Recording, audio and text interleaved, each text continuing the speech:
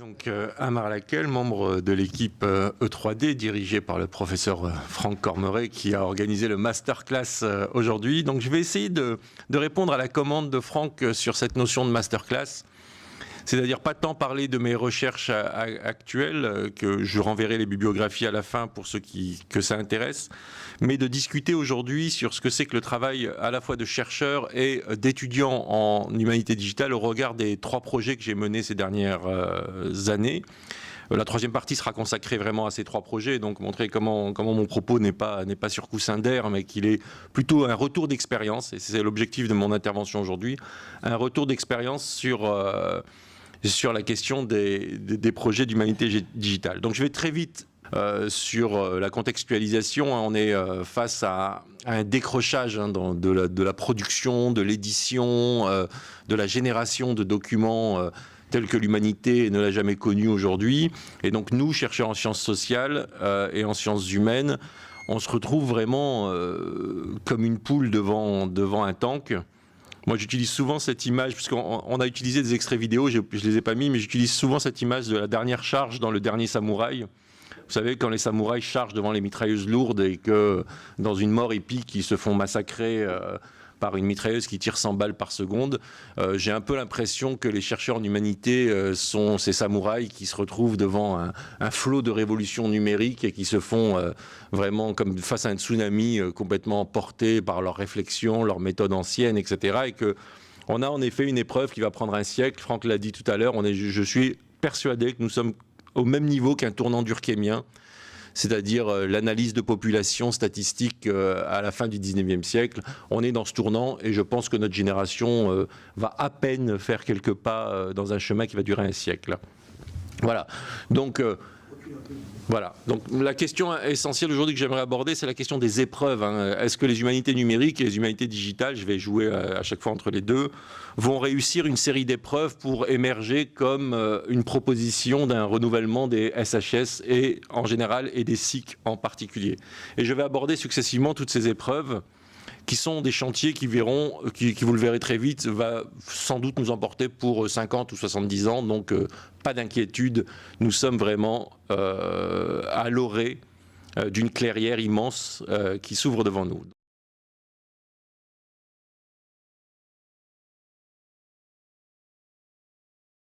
Les premières épreuves, c'est évidemment les épreuves de la documentarité, mais comme l'exposé précédent a été très clair sur ces questions, je vais aller encore plus vite que prévu.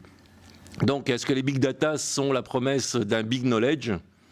Donc, il y a plusieurs épreuves qui arrivent devant nous. Déjà, la massification de la conversion de toute forme de traces en données. Je ne vais pas revenir sur les traces et données parce que ça nous en est très loin.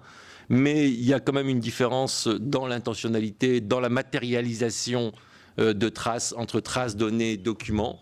Et ce qui est nouveau à l'orée du XXIe siècle, c'est la massification des processus de transformation de traces en données et de leur gestion en forme de documents et de bases de données immenses, qui fait qu'aujourd'hui, le chercheur en humanité digitale a en face de lui un complexe qu'il n'a pas encore véritablement appréhendé et on en est toujours à l'embryon. Peut-on tirer de la signifiance de cette massification? Première épreuve. Deuxième épreuve, c'est l'hétérogénéité des formats. On a parlé du mash-up et du fait qu'aujourd'hui, n'importe quel document est un mélange de texte, de son, d'images. Alors si on le coefficiente par la massification, on a massification coefficientée par hétérogénéité, donc on voit comment l'épreuve commence à gonfler quand on veut se constituer un corpus de recherche. On va rajouter une troisième épreuve, c'est la traçabilité des agencements éditoriaux. C'est-à-dire qu'on n'a plus cette naïveté de la transparence du document. Moi, si je suis venu en sciences de la petite parenthèse, information, communication, on a beaucoup parlé de ce débat, voire peut-être de ce combat à une époque. Si moi je venais des sciences politiques et si j'ai quitté la science politique, c'est parce que j'étais fatigué de la naïveté face aux documents. La transparence des méthodes éditoriales, de la production de documents, des archives. On prend un texte et on lit tout de suite dedans et on pense qu'il y a un acteur derrière qui a tenu un propos, quoi.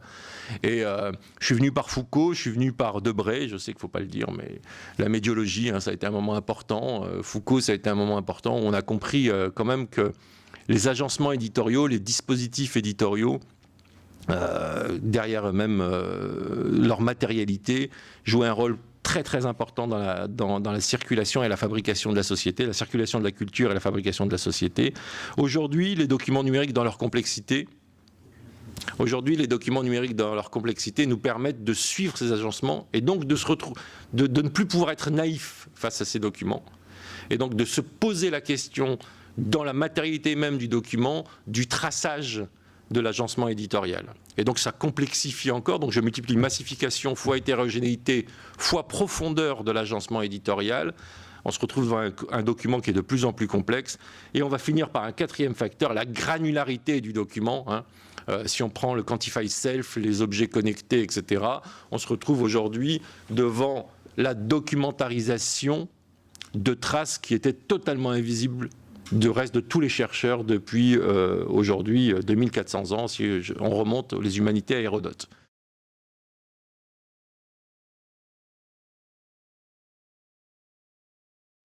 Donc on a une potentialité aujourd'hui de documentarisation de phénomènes qui étaient totalement invisibles aux chercheurs en sciences humaines et sociales. Donc si on multiplie ces 4 facteurs, on se rend compte que l'épreuve est énorme et qu'en fait, il va falloir être très modeste et s'intéresser plutôt à des champs particuliers, des objets particuliers et se mettre à plusieurs pour bosser.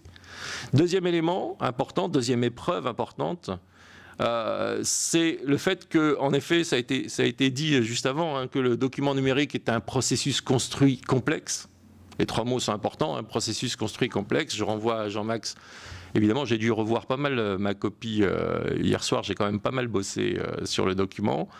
Et toutes ces étapes jouent un rôle important dans les sciences de l'information et de la communication sur l'interrogation de ce qui est capté, problématiser la captation, la transformation de la trace en document. C'est un objet de recherche à part entière. On pourrait imaginer un sous-ensemble des sciences de l'information et de la communication sur l'économie de la captation, l'économie politique de la captation, la technologie de la captation. On pourrait ouvrir toutes les dimensions juste sur l'objet de captation, transformation de traces et documents, de ce qui est conservé par ces capteurs, parce que les capteurs font un filtre. Ils ne décident pas, ils n'ont pas la capacité de conserver une réalité, ça n'a pas de sens en soi. Donc, qu'est-ce qui est conservé? Quels sont les partis pris? Quels sont les algorithmes? Quelles sont les techniques de captation? Comment on transforme du chimique en lumière? Comment on transforme du son en électricité, de la vibration d'air en électricité, etc. Et donc, les fameux capteurs et leur économie industrielle commencent à induire notre réflexion sur le monde en tant que chercheur. Troisième élément, tout le processus d'éditorialisation. On vient de l'aborder, donc je vais aller très vite, mais les transformations profondes des algorithmes dans les éditorialisations, la place croissante de la data client en amont sur la production. On a une transformation très violente et l'exposé de Sylvie Bosser nous a pointé très très vite que rien que dans le livre, mais tu en as parlé aussi en musique, il y a un secteur de recherche énorme sur la question de la transformation du processus d'éditorialisation. Quatrième élément, c'est les indexations et le rôle des infomédiaires, qui est un secteur à part entière, que Google filtre ta pensée, point d'interrogation, porté par Jean-Max Noyer. Quelle positivité, quel élément. Facebook, qui est un moteur de recherche à part entière, parce que Facebook filtre pour moi, par ma communauté, mon accès à la connaissance, aux données. La question des indexations, des algorithmes utilisés, des algorithmes dynamiques. Si on commence à rentrer là-dedans, il y a énormément, je l'aborderai dans un cas particulier, sur la dépendance aux infomédiaires dans notre vision de nos corpus. Ça, c'est une question qui est fondamentale. Et dernier élément dont on a très peu abordé, c'est la question en effet de la mémoire et des archives numériques. Ça veut dire que nous, en tant que chercheurs, bien souvent, on arrive après la bataille. Et qu'est-ce qui reste? Quand on fait des recherches sur Google, vous allez voir que si vous rentrez un crawler sur Google par l'API, vous découvrirez qu'après 4 ans, tout d'un coup, les traces s'effondrent. Et la naïveté, c'est de croire qu'en fait, il y a plus de 4 ans, votre phénomène n'existait pas. Et en fait, quand vous faites plusieurs recherches par l'API, sur plusieurs domaines, vous remarquerez toujours que cette courbe des 4 ans est systématique. Et là, vous comprenez que ce n'est pas votre phénomène qui n'existait pas il y a 4 ans, c'est que Google ne vous donne plus accès aux données supérieures à 4 ans. Parce qu'il les a fait passer sur des serveurs autres, des serveurs d'archives, et que son API ne vous permet pas d'attaquer ça. Donc ça veut dire que Google est un archiviste, c'est un bibliothécaire, il joue le rôle d'archiviste bibliothécaire, il a sa propre économie, ses propres lois. Et donc il va falloir prendre en compte cette économie, cette loi, quand on va vouloir travailler sur des matières longues de 10, 15, 20 ans. Parce que Google, lui, il n'a pas l'intention de vous donner accès à plus de 4 ans. Quand vous êtes un informaticien, que vous avez attaqué l'API, etc., etc., une fois que vous avez passé tous les filtres. Facebook, qu'en est-il de ces milliards de données, etc. Donc la question de l'indexation et des archivistes que l'on a acceptés aujourd'hui, ces fameux informatiques qui, nous, pour chercheurs, jouent le rôle de bibliothécaires et d'archivistes, il va falloir interroger leur économie et les limites qu'ils vont amener sur notre cécité, sur notre mémoire, et surtout pas tomber dans la naïveté. Parce que je dis pas tomber dans la naïveté, parce que je suis tombé dans la naïveté. C'est-à-dire que j'avais fait une première étude à partir des archives Google, et j'avais étudié un phénomène, les humanités digitales, tu te rappelles, et on avait constaté qu'au-delà de 4 ans, en fait, les humanités digitales n'existaient pas vraiment, elles étaient embryonnaires. Et puis quand j'ai travaillé sur l'information de santé, à propos de l'asthme chez les enfants, j'ai retrouvé la même courbe de chute de corpus. Et en fait, c'était mon propre code qui, attaquant l'algorithme de l'API ayant que certains droits, j'ai remarqué que Google m'offrait un certain nombre d'archives jusqu'à 4 ans et ensuite me coupait l'accès aux archives parce qu'elles basculaient vers d'autres serveurs. Et donc j'ai dit une énorme connerie par naïveté technologique, parce que je ne comprenais pas la politique d'indexation de Google alors que je pensais que j'y rentrais par des API, etc., etc. Et donc ça interroge vraiment fortement. Donc le chercheur se retrouve devant une multitude d'acteurs, une multitude de dispositifs complexes dont il va devoir comprendre l'impact que ça a sur sa construction du monde.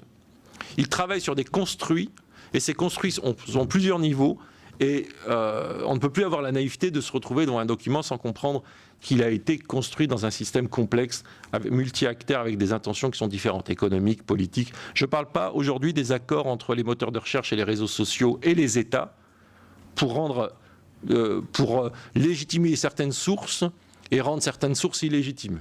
La question des fake news est une question très hautement politique et qui est une controverse qui est vraiment très délicate et qu'il faut suivre énormément. C'est-à-dire l'accord entre ces fameux infomédiaires dont on ne comprenait pas grand-chose avec les puissances politiques dans ce qui est visible et dans ce qui est lisible.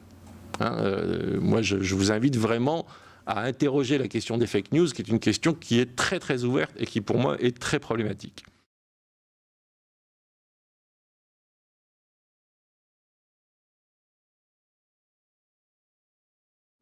Deuxième grande épreuve, l'accès aux données.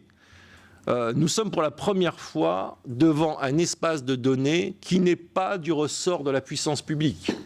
De François Ier jusqu'à la Bibliothèque nationale François Mitterrand, c'est la puissance publique qui était en charge pour les chercheurs de garantir l'accès à l'archive et aux documents. Et elle le faisait au titre d'un intérêt public, d'un intérêt politique qui a été longtemps discuté, débattu, etc. Aujourd'hui, pour le chercheur en humanité digitale, il n'a plus affaire à la puissance publique, il a affaire à des entreprises privées. C'est-à-dire que l'accès à l'archive au corpus, c'est une question privée. C'est-à-dire que ça va poser la question de qui a le droit d'accéder à ces données, à quel prix, à quel coût, dans un système d'inégalité totale entre les laboratoires, les financements, etc. On a 2-3 labos très puissants ici, on a Media Lab et l'UTC, Costec, qui sont des labos qui décrochent des projets, qui ont une vraie équipe informatique, sociologie, etc., qui sont très parisiens, donc qui ont un vrai pouvoir d'exploration des données. On a des dizaines de laboratoires provinciaux, et il n'y a pas de jugement péjoratif, qui vont se retrouver avec des situations où discuter avec Facebook, discuter avec Google sur des accès aux archives, discuter avec des grands serveurs de données, va commencer à poser problème. Et la disparition de la puissance publique va commencer à vraiment poser des problèmes d'inégalité de l'accès aux données pour la recherche. Deuxième élément, la question de la confidentialité de la vie privée. Pour traiter ces corpus, il faut s'assurer d'algorithmes et de traitements qui assurent d'une façon très fine la disparition des données personnelles. Et dans le nouveau contexte de la RGPD, la disparition de ces données personnelles est extrêmement exigeante. Je ne suis pas sûr que mon corpus respecte la loi RGPD. Je ne suis pas sûr que le logiciel que je viens de développer, difficilement, avec un petit informaticien, respecte la loi. Et donc c'est une question qui est pas anodine, parce qu'aujourd'hui la RGPD a fait monter très très très très haut la notion de respect de la vie privée dans les documents que vous traitez aujourd'hui.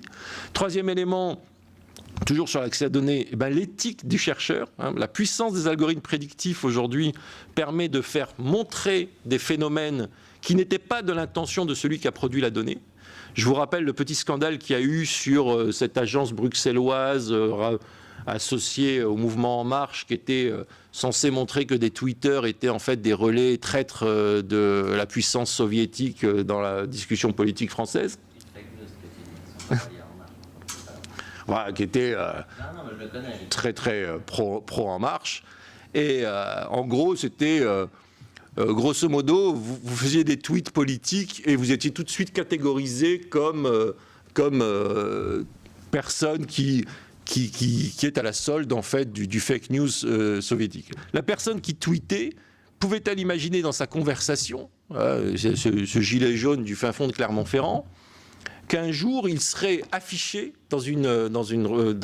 sur un site et dans une recherche comme quelqu'un qui fait partie d'une mouvance politique et qui aurait tendance à diffuser les fake news. Donc, la question de la prédictivité des algorithmes que nous allons utiliser pour catégoriser les individus va poser la question du rapport entre l'intention qu'avait l'individu de laisser cette trace. Et qu'est-ce qu'on fait quand on lui donne un autre sens grâce à notre propre travail. Et enfin, la question des données de la recherche comme bien commun, qui pourrait être une piste pour ouvrir et faire circuler ces données, qui aujourd'hui est quasiment au point mort. On en parle, mais on est quasiment au point mort, parce que ça soulève énormément de problèmes. Donc l'accès aux données est, à mes yeux aussi, une des épreuves avant laquelle on ne pourra pas faire grand-chose dans les humanités digitales.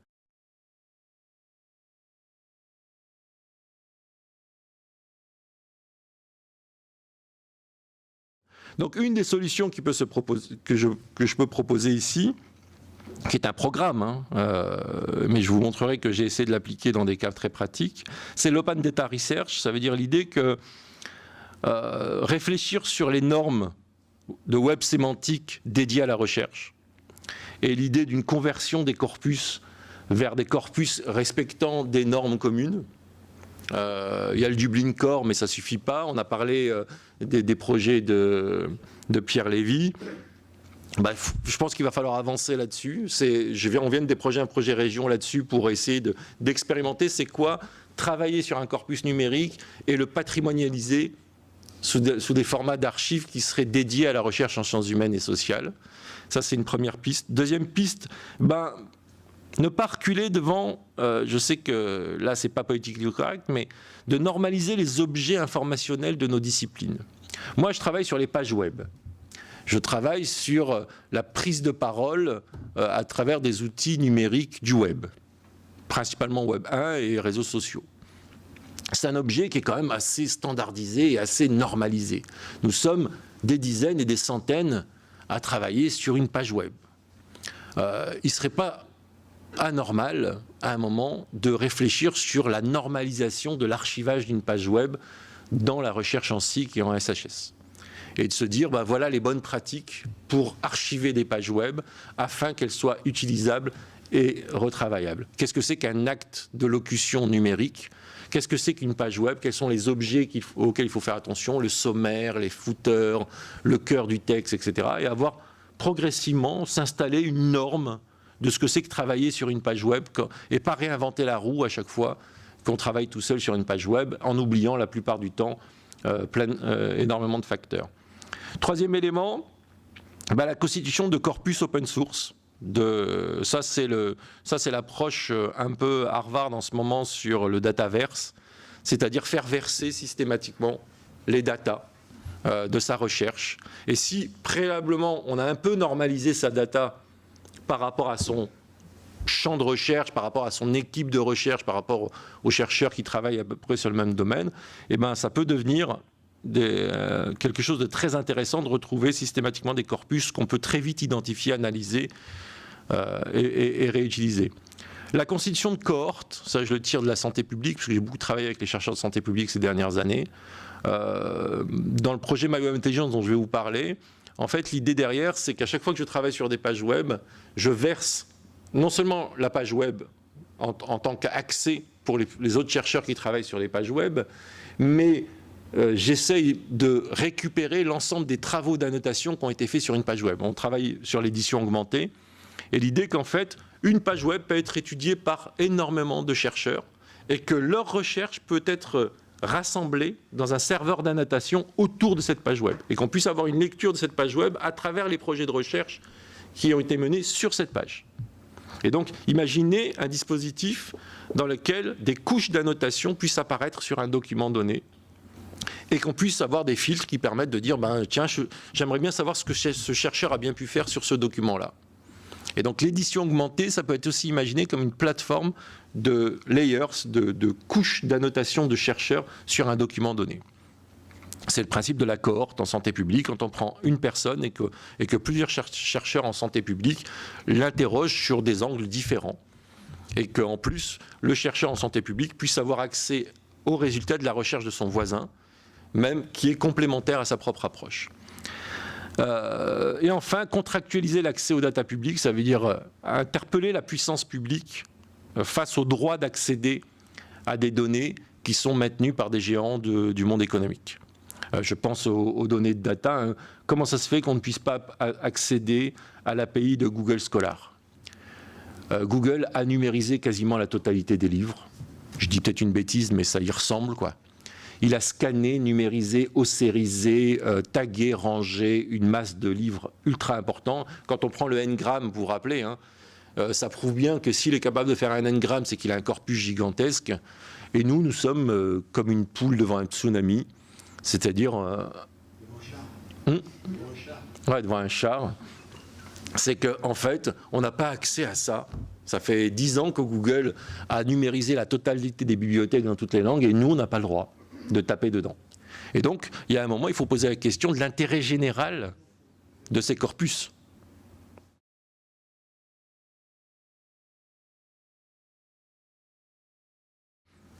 Épreuve de la signifiance algorithmique, ça c'est un deuxième aspect. C'est une fois qu'on a accédé aux données, notre capacité à en faire quelque chose. Et surtout pour les SHS, hein, parce que comment on va développer nos compétences et notre façon de traiter les données en y intégrant les capacités algorithmiques. Je vais aller un peu plus vite. Hein. Aujourd'hui, les algorithmes d'annotation de texte, d'images, vidéos et de sons permettent d'enrichir les données primaires que nous recevons. Donc imaginons qu'on ait fini par accéder à ces données primaires. Si c'est pour se retrouver avec un bloc-notes papier, même s'il est en Word, et commencer à faire de l'annotation, c'est un peu triste. J'ai mis toute une série d'algorithmes que je suis en train de tester, étudier en ce moment. On a des capacités gigantesques de traitement de grands corpus aujourd'hui, le text mining.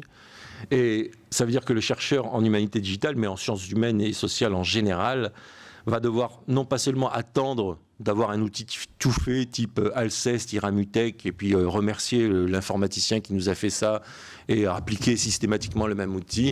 Il va devoir s'engager dans Python, il va devoir s'engager dans R, et on remerciera toujours l'informaticien qui a fait le bloc, mais on aura une modularité, on va ouvrir. Et donc c'est le hacking, hein, c'est le fait de bricoler, c'est le fait d'ouvrir les dispositifs et de monter en compétences pour pouvoir constituer des dispositifs très rapides à faire. Moi, je viens de passer 3 ans à me former dans R et Python. Hein, j'étais pas du tout prédisposé à ça. Et aujourd'hui, franchement, le monde de l'informatique, dans le traitement de documents, nous a offert des corpus énormes. Et donc, il y a cette question de l'épreuve algorithmique, ça veut dire d'avoir une formation aujourd'hui des jeunes chercheurs et même des moins jeunes, parce qu'on peut s'y remettre même à 40, 50, 60 ans, une formation à des outils algorithmiques qui permettent de traiter ces corpus et d'enrichir ces données.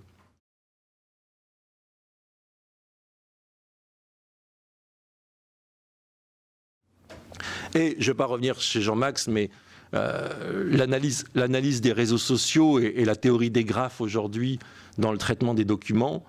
Ah non, je passe les algorithmes, on ne va pas rentrer dans les détails, je ne vais pas commencer à vous noyer avec les détails des algorithmes. L'analyse des graphes aujourd'hui apporte toute une série algorithmique de contextualisation du document, d'analyse des systèmes, qui est un peu différente. Je ne vais pas rentrer dans Lévi-Strauss, mais Lévi-Strauss a fait un très beau texte sur la différence entre structure et système. Les statistiques font une analyse structurale des données. Et le problème, c'est que l'analyse des réseaux, on appelle ça une analyse structurale des réseaux. et je ne vais pas rentrer en épistémologie, mais ce serait plus une analyse systémique des réseaux. Et tout à l'heure, les algorithmes de classification et de régression font des analyses structurales de données, et qu'on peut coupler avec une analyse systémique des données. Et le mélange entre les deux, c'est ce que j'appelle moi une recherche de position, je vous montrerai un exemple tout à l'heure, est vraiment fantastique. Et avec GEFI et le Media Lab, on a eu une explosion de la facilité d'utilisation de la théorie des réseaux. Moi, une fois que j'ai mes données relationnelles, je les fais passer à GEFI, j'appuie sur 6 boutons, j'ai tous les algorithmes. Bon, il faut les comprendre, ces algorithmes, donc j'ai travaillé dessus.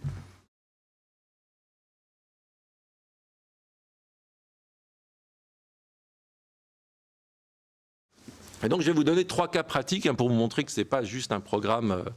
Le premier cas, ça a été un grand détour dans ma recherche, parce que je n'étais pas du tout disposé à faire des outils d'humanité digitale. Je travaillais sur la gouvernance de l'Internet et je travaillais sur les relations de pouvoir à l'intérieur de la gouvernance d'Internet. Et j'ai dû m'arrêter parce qu'à un moment, il m'a fallu des corpus sérieusement traités. Et j'ai fait développer par un informaticien un outil qui s'appelle MyOM Intelligence, qui aujourd'hui est un outil qu'on est en train de travailler ensemble, parce que l'idée n'était pas que d'avoir un petit outil à moi tout seul, mais toute l'équipe aujourd'hui, on travaille sur un outil de génération de corpus au vu de la recherche.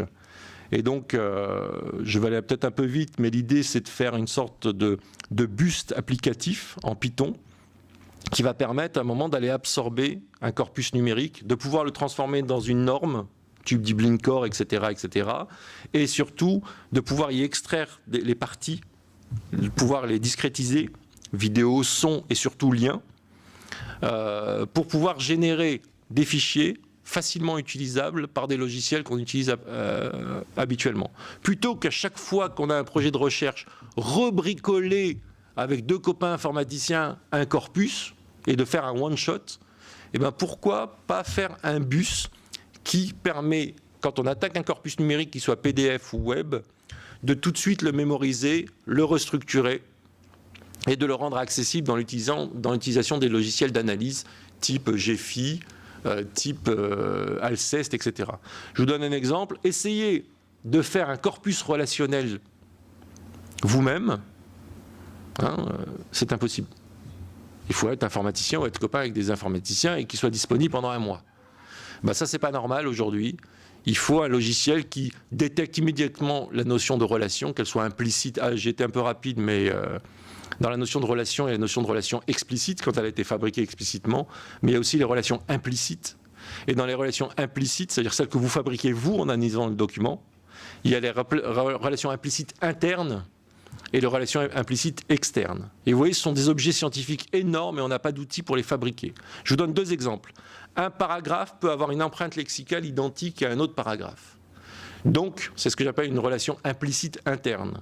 C'est-à-dire que je voudrais faire un lien entre ce document, parce qu'il a ce paragraphe, et ce document, à partir de l'empreinte du paragraphe. Donc je viens de créer, moi, chercheur, une relation implicite, puisqu'elle n'est pas voulue par le document, grâce à mon algorithme, qui est un algorithme de similarité. Mais Amazon fait autre chose. Amazon va dire, un individu a lu ce livre, et il a lu ce livre, et donc je vais faire un graphe de ça. C'est-à-dire que ce n'est même pas à l'intérieur du document qu'il y a une relation ni explicite ni implicite, c'est à l'extérieur du document. Donc c'est une relation implicite externe qui va permettre de ces documents de les lier. Si on a le moyen, quand on a un corpus, de pouvoir fabriquer assez rapidement, en fonction de ses intentions de recherche, les relations implicites, externes et internes, en plus de détecter celles qui sont explicites, c'est-à-dire les citations, etc., etc., on va permettre d'utiliser la théorie des graphes dans la compréhension de la production de documents. Mais vraiment à une puissance qui aujourd'hui n'est pas encore utilisée.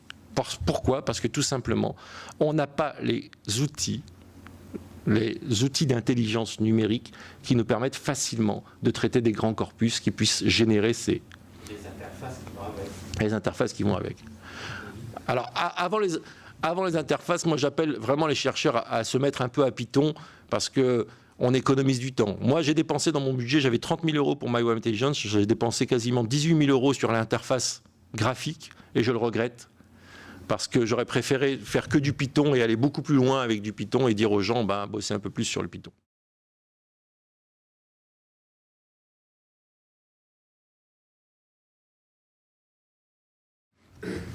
Deux cas. Un cas avec Olivier Ledeuf, on a travaillé sur la cartographie des humanités digitales.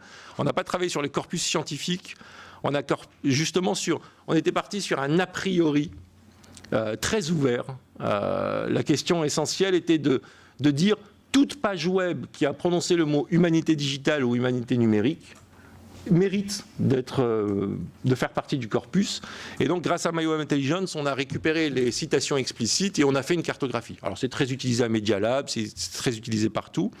Mais on a rajouté ensuite une qualification, disons, géographique et sociale des chercheurs qui parlaient.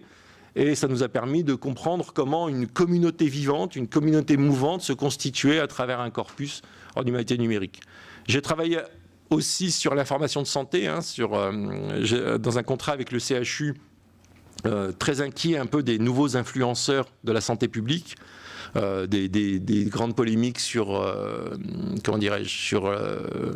le vaccin, l'apparition des naturalistes, des alternatives à la santé, etc. Grande inquiétude sur qu'est-ce qui se passe sur le web, qui influe sur une thérapie donnée, qui influe sur une maladie donnée. Et donc, il s'agissait d'absorber le plus largement possible les pages web. Alors moi, c'était sur le diabète chez les enfants et l'asthme chez les enfants. Et donc, de comprendre, est-ce qu'on est dans l'ère du fake news? Quelle est la puissance des médecines alternatives? Et ça m'a permis d'avoir une vision concrète, structurée sur un corpus donné qui a un impact en santé publique. Et l'idée, c'était de montrer qu'aujourd'hui, le numérique est un contexte de santé publique. Vous savez, en santé publique, on parle souvent de contexte, de facteurs favorisant, défavorisant certaines pratiques de santé.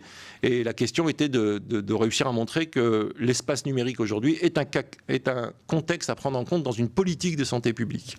Bon, je vous renverrai vers le rapport de recherche là, qui va être disponible d'ici la fin de la semaine. Les enseignements sont très très intéressants et on est très loin de la mythologie de la presse, quoi. On est très loin du fake news, du danger, etc., etc. On est dans une structuration sociale nouvelle, mais qui est tout à fait compréhensible.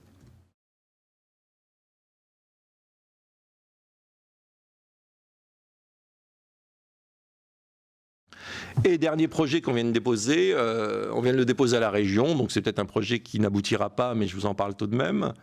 Un acteur des politiques publiques du numérique ici, qui s'appelle l'AEC, qui a été l'agence régionale du développement du numérique en Aquitaine pendant 20 ans, dès 1998, va fermer, parce qu'il fusionne avec un autre acteur, donc il va disparaître. Son site est désormais plus accessible, là, aujourd'hui. Et il est plus accessible depuis une semaine. La question, ça a été quid du patrimoine numérique? Parce que comme c'était un acteur régional, la totalité de sa production était en ligne. Il ferme, le serveur disparaît. Je travaille sur les politiques, à l'origine, moi je n'étais pas là pour faire un outil du numérique, mais je travaille sur les politiques publiques du numérique. Et je me retrouve avec un acteur qui disparaît du jour au lendemain. Pas d'archives, pas de documents, rien.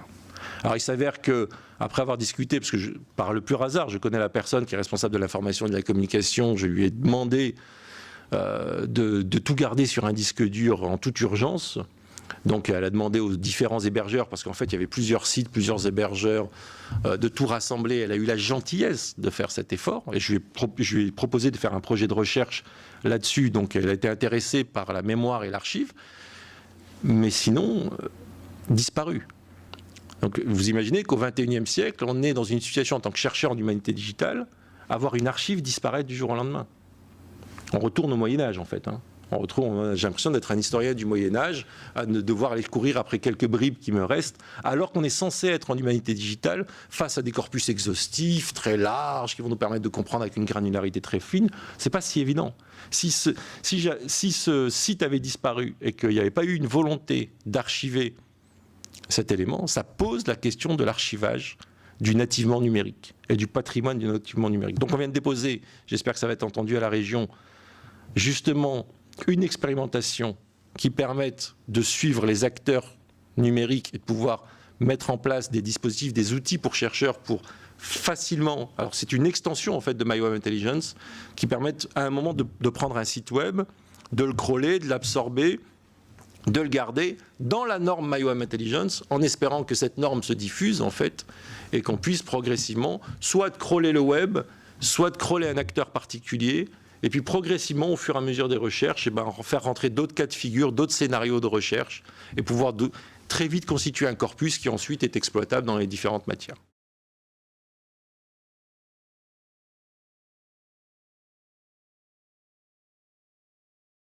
Alors, si pour conclure, ça m'a beaucoup fait réfléchir à la discussion avec Jean-Max Noyer hier, et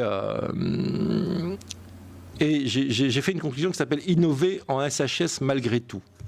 Parce que c'est en fait la question que posait Jean-Max hier, c'était la question de l'innovation dans le système académique. On est des très bons chercheurs, ça n'y a pas de problème, mais sommes-nous des très bons innovateurs? Sommes-nous capables de rompre avec les disciplines? Sommes-nous capables d'innover dans nos pratiques? Ça, c'est pas évident du tout. C'est pas parce qu'on est des chercheurs et qu'on est bien formés à la recherche qu'on est des innovateurs. Et je pense qu'il y a, dans l'histoire de Jean-Max hier, mais j'ai retrouvé Norbert Alter. Norbert Alter qui parle de cette innovation ordinaire, je ne sais pas si vous connaissez Norbert Alter du CNAM, et qui parle de la lutte entre le système bureaucratique et le système de l'innovation. Et moi, ce qui m'intéresse aujourd'hui, ma pratique, parce que je suis passé par l'open source et le numérique avant, c'est cette culture de l'open source et cette culture de l'innovation par l'open source. Et comment il y a des acteurs dans le monde académique qui est naturellement bureaucratique, ce n'est pas une critique, c'est comme ça, on est dans un système bureaucratique, et donc on est non seulement dans un système bureaucratique, mais dans un système académique, ce qui renforce les travers du système bureaucratique, mégalomanie, paranoïa, etc., qui se surrajoutent à la lourdeur bureaucratique. Comment on peut maintenir un esprit hacker open source, même s'il est ultra minoritaire, même si c'est des groupuscules, même si c'est des commandos, face à la bureaucratie, face au tank, face à la bureaucratie. C'est-à-dire comment des gens font Framasoft, font, j'ai oublié le nom de ton projet, mais Picassoft, alors qu'il y a toute la journée, il y a 90% de la population qui s'enferme dans Amazon, Google, etc. Pourquoi ils ne baissent pas les bras ? Pourquoi ils décident à un moment que l'open source et Framasoft doit exister, alors qu'ils se font broyer par Amazon? Dans la recherche, est-ce qu'on peut insuffler cette idée, cette réflexion des agencements rapides, des agencements ouverts, pour continuer à innover et mettre en place? Pourquoi? Parce que Norbert Alter, ce qu'il nous apprend, c'est que quand le système bureaucratique découvre une bonne idée, en fait, il l'absorbe. Et en fait, il change. C'est-à-dire que ce n'est pas désespéré. Une toute petite idée, et Jean-Max parlait de la stratégie, quand on frappe à un moment sur un besoin ou un noyau précis, qu'on expérimente par 100 fois, qu'on échoue par 100 fois, mais qu'on finit par trouver un élément, eh ben, à un moment, ça peut transformer très rapidement les pratiques et les systèmes.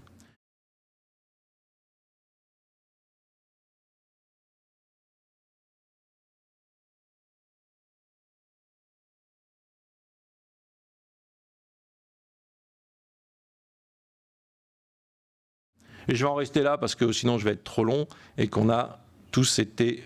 je pense de toute façon les PowerPoints seront en ligne, donc voilà, je parlais des corps d'ingénieurs, toutes les discussions qu'on a souvent avec Olivier sur l'invention d'un vrai corps d'ingénieurs de recherche, des nouveaux laboratoires, ce qu'on peut apprendre de la santé publique. J'ai beaucoup regardé les labos ces derniers temps de la santé, et donc la hiérarchie entre ingénieur d'études, un vrai ingénieur d'études, pas quelqu'un qui va chercher le café, ingénieur d'études, ingénieur de recherche, différents types de chercheurs, sans qu'il y ait non plus cette hiérarchie bizarre qu'on peut avoir. Il y a des équipes à remodeler et une vraie rupture dans la culture académique des SHS qui pourrait beaucoup s'inspirer des sciences dures là-dessus. Voilà.